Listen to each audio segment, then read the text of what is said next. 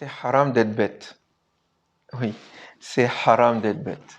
Que la paix soit sur toi et que la miséricorde de Dieu soit sur nous tous.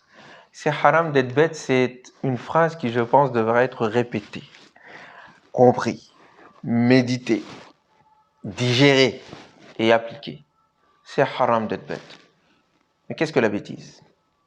La bêtise, au fait, sous le nom l'indique d'ailleurs, être bête, c'est en tant qu'humain agir comme une bête, suivre ses instincts, ne pas voir au-delà, ne pas observer, ne pas méditer, suivre ses envies, tout simplement, boire, manger, faire des enfants, enfin l'acte qui permet de faire des enfants, et puis c'est tout. Cela se limite à cela. C'est se restreindre à ses besoins directs, instinctifs, et ne pas les dépasser. C'est cela faire de la bêtise. La bêtise, c'est lorsque on ne voit pas que la vie a un sens. Et c'est la raison pour laquelle vous voyez que dans le Coran, ceux qui sont bêtes, ceux qui sont stupides, ceux qui suivent aveuglément ne sont pas les bienvenus au paradis. Le paradis est interdit à ceux qui sont bêtes. Je ne dis pas à ceux qui n'ont pas de diplôme, car beaucoup ont des diplômes, sont pourtant bêtes. Non, je parle de ceux qui font preuve d'intelligence, ceux qui questionnent le monde, ceux qui comprennent que le monde existant n'existe qu'en raison d'une volonté, et que tel qu'il est, eh bien, il est le fruit d'un résultat, ou plutôt le résultat d'un choix délibéré, tout-puissant, infini, qui s'impose, omnipotent. C'est Dieu. وَلَقَدْ ذَرَأْنَا, nous dit le Coran. وَلَقَدْ ذَرَأْنَا, nous avons certes, li jahannama, pour l'enfer, kathiran min al-jinni wal-ins, beaucoup de djinns, wal-ins, et beaucoup d'êtres humains. Oui. Lahum, pour quelle raison? وَلَقَدْ ذَرَأْنَا لِجَهَنَّمَ كَثِيرٌ مِنَ الْجِنِّ وَالْإِنسِ لَهُمْ قُلُوبٌ, ils ont des cœurs avec lesquels ils ne réfléchissent pas. لَهُمْ قُلُوبٌ لَا يَفْقَهُونَ بِهَا, ils ont des cœurs avec lesquels ils ne comprennent pas.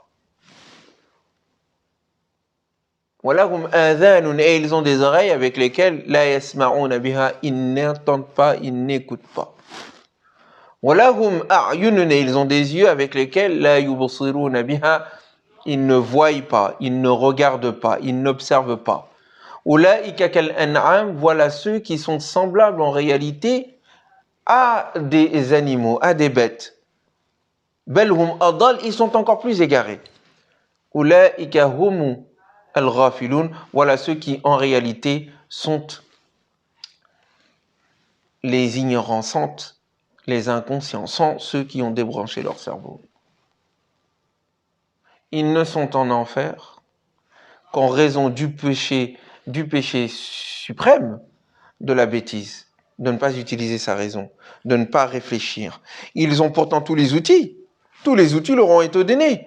Ils ont un cœur, ils ont un cerveau, ils ont des yeux, ils ont des oreilles, ils ont les sens qui leur permettent de comprendre le sens, de méditer le sens, mais ils ne s'en servent pas. Ils préfèrent se réduire à l'animalité, ils préfèrent se réduire à l'instinct, aux besoins primaires, et ne s'élèvent pas.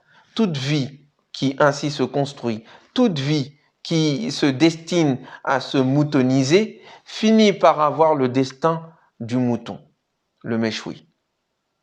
Le méchoui. Qui est mouton devient méchoui. Et donc il est tout à fait normal qu'à ce moment-là, eh bien, ceux qui se réduisent en tant qu'humains à ce genre de destin finissent effectivement par subir le châtiment. D'aucuns diraient, mais non, mais c'est un peu grave quand même, aller en enfer juste parce qu'on n'a pas été intelligent. Oui, c'est un très grand péché. C'est un très grand péché que de ne pas utiliser sa raison. Regardez les catastrophes que cela peut donner. Regardez lorsque l'on se met à dire que les êtres humains sont, que des noirs sont inférieurs à des blancs. C'est une bêtise. Et regardez les conséquences que cela a en termes de vie humaine, en termes de vie gâchée, en termes de talents qui n'ont pu éclore pour servir la société. C'est une bêtise humaine lorsque l'on dit que les femmes sont inférieures aux hommes. combien de talents gâchés, combien de vies brisées, combien de violences exercées. C'est une bêtise humaine lorsque l'on pense que la nature telle qu'elle nous est, telle qu'elle a été mise à notre service d'être humain, est au fond une chose que l'on peut posséder, une chose que l'on peut détruire, une chose que l'on peut gaspiller, alors que c'est un don infiniment divin qui nous a été donné et qui est autant, qui est l'espace, ou plutôt qui est le réceptacle des signes de Dieu et de ses miracles quotidiens. La bêtise a un coût très très cher que nous payons quotidiennement dans cette vie et que nous paierons quotidiennement dans l'autre vie.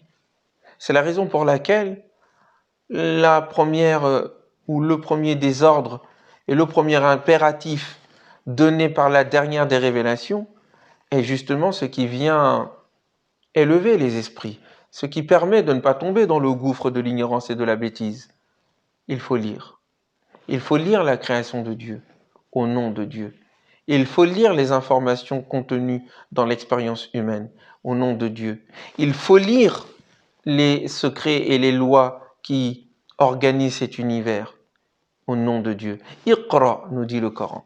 Lis au nom de ton Seigneur, au nom de ton éducateur, au nom de ton enseigneur qui a créé. Il faut lire les signes de Dieu.